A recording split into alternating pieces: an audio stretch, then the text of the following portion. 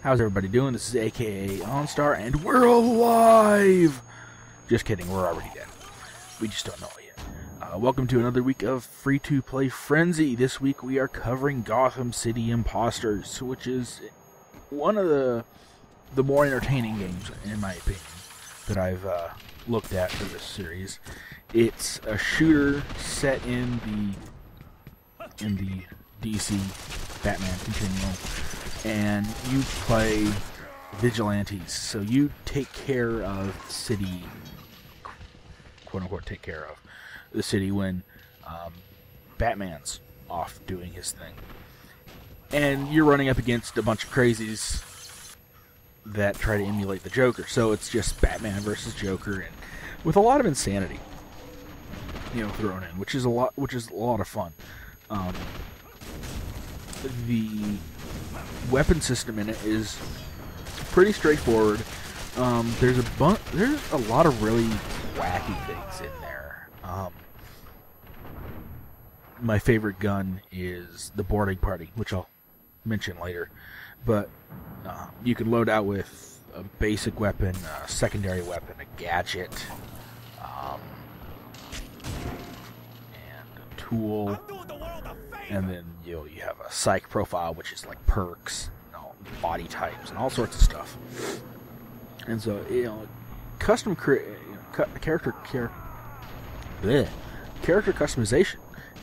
There's a lot of it in there, because you can also go in and customize your voice, your actual costume, visual, all sorts of stuff. But the visuals all fun, but the gameplay, it's actually very fast-paced, fluid, and very fun. There's several different game modes. There's TDM.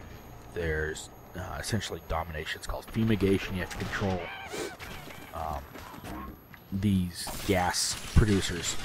And when they hit, once you hit a certain saturation level, everything just goes kaboom and the enemy dies. In a rather comical way, too. I can't remember what the other ones are off the top of my head at the moment. I'll have to... Yeah, either way. But the wackiness is what really makes this appeal to me, because take the boarding party, for instance. Wow, I'm tripping over my tongue.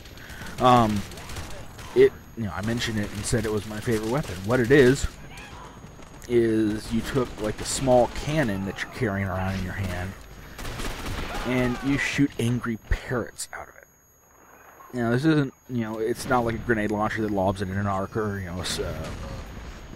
any sort of hit scan where it just shoots it in a straight line. This is a homing parrot. And it's not just any homing parrot. You lock onto someone, you shoot it, and when it hits them, it latches onto their head and starts eating. And so, the person who's affected by this parrot, they have to wiggle back and forth, or side to side, or whatever the key combo is, to get out of it. And so it incapacitates them, which allows either you to get off a second shot, or allows a teammate to come in with a normal gun and help finish them off. So there is a lot of crazy stuff in there. There's the typical assault rifles. There's the typical submachine guns. But then there's like freeze ray, which is hard to use, but extremely deadly when it's mastered. There's the boarding party. There's a slingshot fire grenade thrower, I believe it is. And then that's not even getting to the gadgets. This entire game is all about homebrew, do-it-yourself stuff, which fits the whole game theme of vigilante justice, hardware store heroes type stuff. And you get glider rigs where there's like air vents all over the maps, and when you hit one of them, it'll launch you up, and you can glide around and then dive bomb people with the glider rigs. Or you have homemade grappling hooks, which is the one I'm using in the video. You'll see me use it a lot. It's probably my favorite one, and it lets you just zip around. It's really fun. But then there's other stuff like roller skates, which give you speed boosts when you go off ramps, and there's The jump height gadget is a pair of beach balls strapped to the bottom of your shoes. That's all it is. It's like, it doesn't make sense physically, in physics sense, but it works because it fits the theme and it's wacky. So I am very, very impressed with the game. I kind of feel bad that it had to go from subscription-based, or not subscription-based, just you pay for it. Normal gaming model. You pay for it, get the game.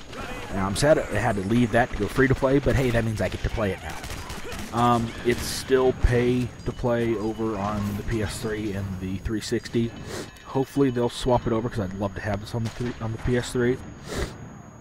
But that brings me to another point that I completely forgot until now. This game actually runs really, really well on my computer, which surprises the hell out of me, because I'm used to games just, with this good of graphics, just choking my computer. And it runs fine. So, whoever did it did a really good job with their... whoever the programmer was did a really good job with it. But it's a really fun game, really, really well-balanced, well-polished game. I would suggest looking at it even if you're not a fan of Batman, just because of how wacky it is. And if you are a Batman or a superhero fan, definitely check it out. It's really fun, very well made, very fun game.